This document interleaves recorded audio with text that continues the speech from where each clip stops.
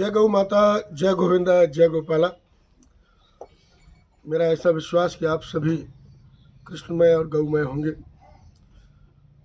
आज आप मेरे साथ में हैं तो इस भाव के साथ कि आप श्री आनंदम गौधाम में गौ माताओं के मध्य में हैं, उनके चरणों में मैं हूँ। आप मेरे पीछे देख रहे होंगे।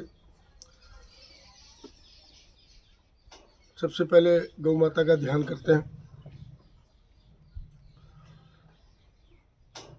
गौ मेरा गुरुदेव, गौ मेरी माता, गौ गोविंद, गौ मेरा दाता, गौ मेरा दाता, गौ मेरा गुरुदेव, गौ मेरी माता, गौ गोविंद, गौ मेरा दाता। राम कृष्ण की प्यारी गैया सारे जग की माता है, सारे जग की माता है। धर्म अर्थ और काम मोक्ष की दाता भाग्य विधाता है। राम कृष्ण की प्यारी गैया। आज गीता यात्रा में हम श्री आनंदम गौधाम में गौ माता के चरणों में रहकर करेंगे। इस भाव के साथ कि आप मेरे साथ में हैं, हम प्रारंभ करते हैं। गीता के प्रथम अध्याय की यात्रा पर हम हैं। इससे पहले हम 18 श्लोक की यात्रा कर चुके हैं और उस 18 श्लोक की यात्रा में आपने देखा कि किस तरीके से जो संजय हैं वो धृतराष्ट्र को कुरुक्षेत्र की सारी घटनाएं जो भी वहाँ घटित हो रही हैं उनके बारे में बताते हैं। इससे पहले वाले एपिसोड में पांडव सेना के शंख वादन का वर्णन हुआ था और उस शंख वादन का जिसमें सभी पांचों भाइयों ने अपने अपने शंख बजाए जिनके विशिष्ट नाम थे और श्री कृष्ण ने शुरुआत की शंख बजाने की और उनके शंख का नाम पांचजन्य था। आपके जो युधिष्ठिर है, जो आपके अर्जुन हैं, उनके शंख का नाम देवदत्त था। अब उस शंखनाद का कौरवों की सेना पर क्या प्रभाव पड़ा? What was the effect of that Shankhanada on the Kaurav army? That is going to be depicted in the next shloka. अगले श्लोक में इसी बात का वर्णन आएगा कि उस शंखनाद का कौरवों की सेना के ऊपर क्या प्रभाव पड़ा। सघोषो धार्तराष्ट्राणां हृदयानि विदारयत् नभश्च पृथ्वी चैव तुमुलोऽभ्यनुनादयन्। और पांडव सेना के शंखों के उस भयंकर शब्द ने च और स मीन्स पांडव सेना के शंखों की ओर संकेत, तुमुल भयंकर घोष शब्द ने, नभ आकाश, च और पृथ्वी को, एव भी व्यनुनादयन गुंजाते हुए, धार्त राष्ट्राणाम अन्याय पूर्वक राज्य हड़पने वाले दुर्योधन आदि के हृदय विदारयत विदीर्ण कर दिए। पांडव सेना की वह शंखनाद इतनी विशाल, गहरी, ऊंची और भयंकर हुई कि उस ध्वनि प्रतिध्वनि से पृथ्वी और आकाश के बीच का भाग गूंज उठा। धार्त राष्ट्राणाम का संजय धृतराष्ट्र को सुना रहे हैं, तो यहाँ इसका अर्थ धृतराष्ट्र के पुत्र नहीं होंगे। यहाँ इसका अर्थ हमें लेना पड़ेगा कि जो अन्यायपूर्वक राज्य को जो धारण किए हुए हैं, उनके हृदय में इस शंखनाद का क्या प्रभाव पड़ा।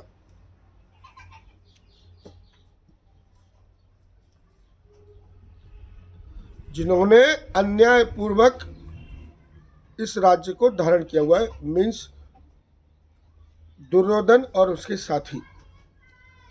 धृतराष्ट्र ने पहले श्लोक में अपने और पांडु के पुत्रों के विषय में प्रश्न किया था। उसका उत्तर संजय दूसरे श्लोक के 19वें श्लोक में दे दिया। अब संजय भगवत गीता के प्राकट्य का प्रसंग आगे के श्लोक से प्रारंभ करते हैं। Whatever is happening in the battlefield, Sanjay Dhritarashtra को बारी बारी से वो सारी घटनाओं का वर्णन करते हैं। अथ व्यवस्थितान् दृष्ट्वा धार्तराष्ट्रान् कपिध्वज प्रवर्ते शस्त्र संपाते धनुरुद्धम्य पांडवः ऋषिकेशं तदा वाक्यमिदमाह महीपते। हे महीपते, हे Dhritarashtra, Sanjay is speaking to Dhritarashtra.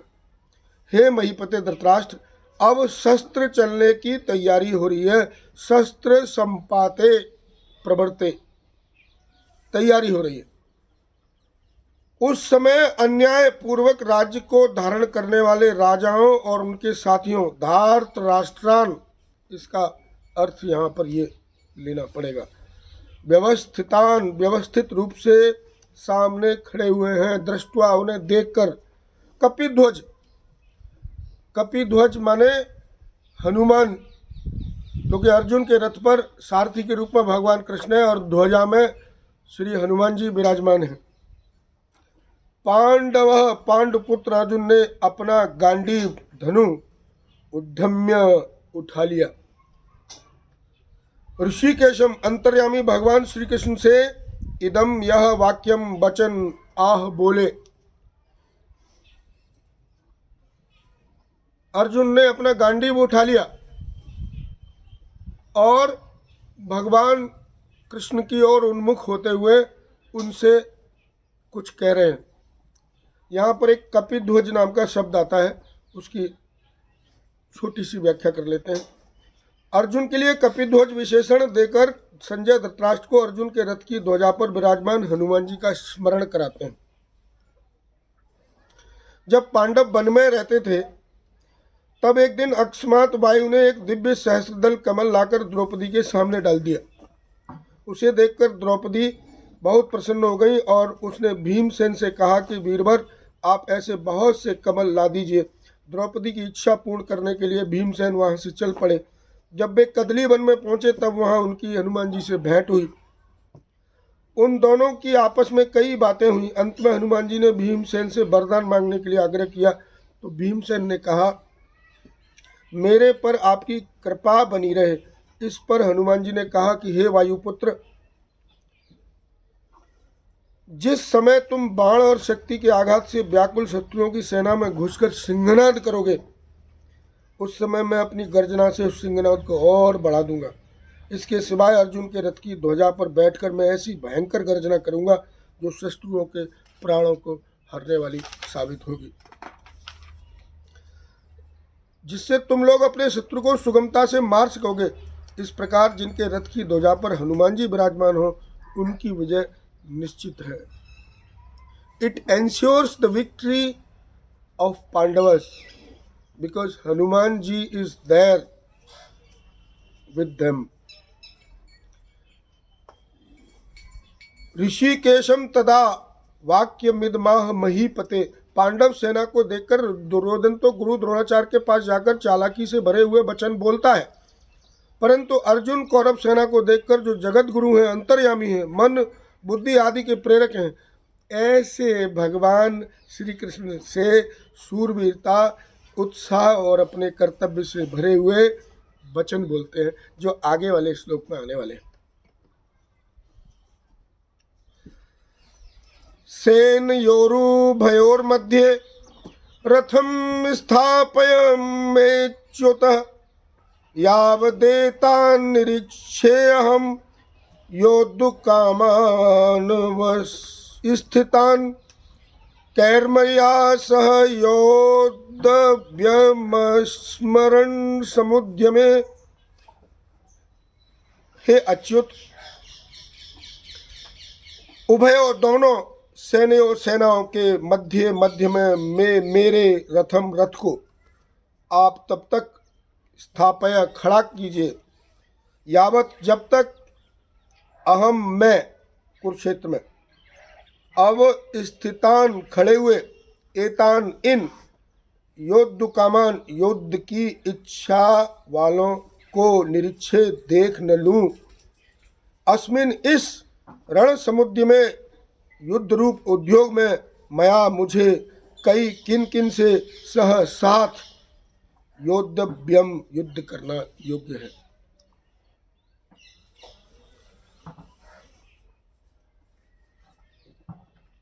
Arjun भगवान श्री कृष्ण से निवेदन करते हैं कि प्रभु, आप मुझे दोनों सेनाओं के बीच में जो खाली स्थान है, नो मैन्स लैंड, मेरे रथ को वहां पर खड़ा कीजिए ताकि मैं ये देख तो लूं कि मुझे किन किन लोगों से युद्ध करना है। Let me see with whom I am supposed to fight. कौरवों की सेना में वो कौन कौन महारथी हैं, कौन मुझसे ज़्यादा बलशाली है, कौन मुझसे कमज़ोर है, कौन मेरे समकक्ष हैं, कौन रिश्ते में मेरे क्या लगते हैं, इन सबको एक बार देख तो लूं। यहाँ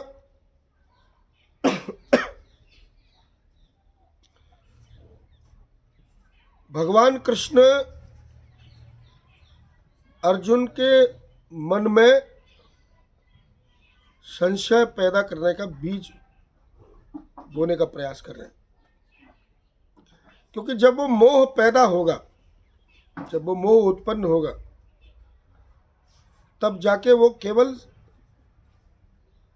it is this message is not going to be only for Arjuna, it is for all of us, कि जब वो मोह पैदा होगा तो उस मोह से दूर कैसे जाना है।